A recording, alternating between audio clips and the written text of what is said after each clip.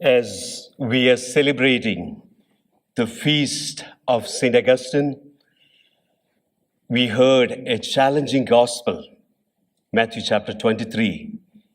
Almost 8 times, Jesus says that,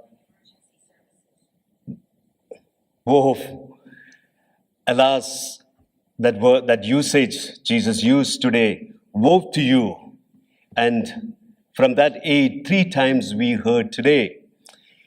And the context of this passage, the original Holy Week in Jerusalem, the third day, Jesus was speaking out of a lot of emotion with anger and sadness, challenging the hypocrisy of the Pharisees and the teachers that time.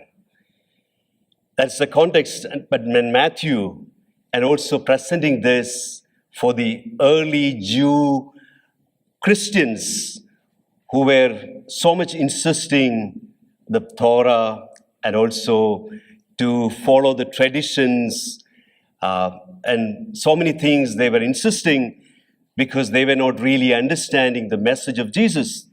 This is the context.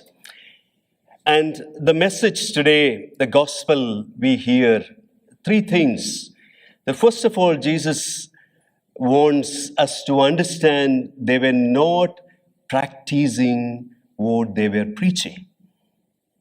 And the message for us in our life, we have to practice what we preach. It is no use of going anywhere to preach unless our walking is our preaching. That's the beautiful words of St. Francis of Assisi. The second point, today's gospel giving us they were just making Torah more difficult to the people, the old law. And even today, I wonder, sometimes are we really understanding what Jesus wants all of us to understand? The message of the New Testament. St. Augustine clearly said, if we want to understand the New Testament, and we need to really know the Old Testament. So there is no other substitute. And sometimes people say, oh, I don't believe in Old Testament, I just only New Testament. But if we want to understand the New Testament, we need to know the Old Testament very well. Then only we will be able to understand what Jesus is speaking to us all the time. And the third point, they were always trying to acknowledge human appreciation rather than God's glory. Even in our life, sometimes, because we are all human, we want human appreciation rather than God's glory. We have to constantly seek the glory of God, and we are called to live for the greater glory of God every day. Ad maiorem Dei gloriam, all for the greater glory of God. And also today, what a great saint. If you don't speak something about that saint, I wish I have maybe 10 hours to speak about St. Augustine. I love this saint. And yesterday, his mother, St. Monica, because of Sunday, we didn't mention anything about St. Monica. St. Monica prayed, cried for St. Augustine almost 23 years. And St. Augustine loved his mother. And St. Augustine said, all her blood turned to become tears for my sins. And every soul has a price tag on it. Someone need to pay for it. Sometimes our mother, grandparents, or the parish priest, or other priest, or friends. Because I always say, my mother cried for me 18 years. It's difficult. It was very difficult. So, St. Augustine had a great conversion in 387. And after 2 years, his mother died. There is a beautiful port in Italy. I visited there. And while mother was dying, she said, bury me wherever you want, but remember me when you are on the altar. And St. Augustine cried a lot after her mother died, because they had a wonderful relationship. And after that, in 391, St. Augustine became a priest. And in 395, he became a bishop.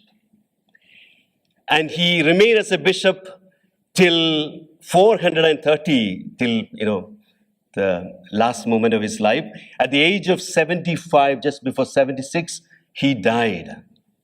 A saint, Pope Benedict said, he had a great love for St. Augustine. Pope Benedict used to say, if you put me in an island, I need only 2 books to survive. One is the Bible, another one is the Confessions, St. Augustine's. So, a man of, and this is the first thing I said, that was the words of Pope Benedict. He said, undoubtedly, he is the greatest, the Latin father of the church. Church cannot survive without quoting St. Augustine. Thousands of quotes. His biographer, Posidonius, he said that it is quite impossible, even especially at that time when you think about there was no computer, there was not, typewriter.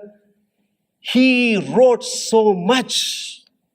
And as a bishop, in a week, he used to preach several times. A great saint, a saint who said, my heart will be restless until I rest in thee. So he had a restless heart.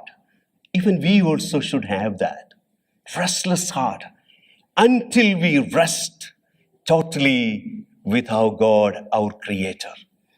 St. Augustine's, another beautiful quote, St. Augustine said, searching God is the greatest adventure. Today's world, people are interested in so many adventures.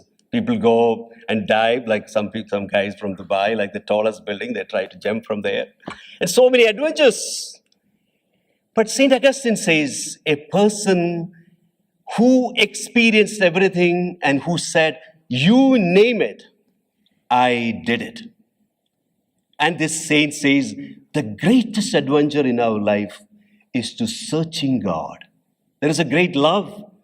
There is a great passion. There's a beauty. That's what St. Augustine said, greatest adventure.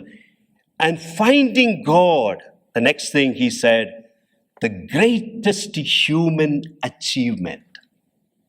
And sometimes we have our own version of achievements in our life. Many ways, maybe sometimes titles, money, positions. That's not. St. Augustine says the greatest human achievement is finding God. And he found it.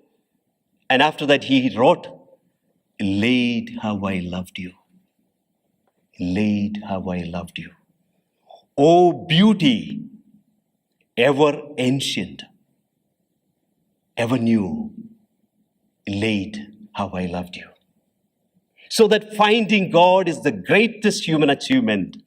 And at the end, we talk about love all the time. He said, the greatest, loving God is the greatest romance. If you're interested in romance, that's the greatest romance.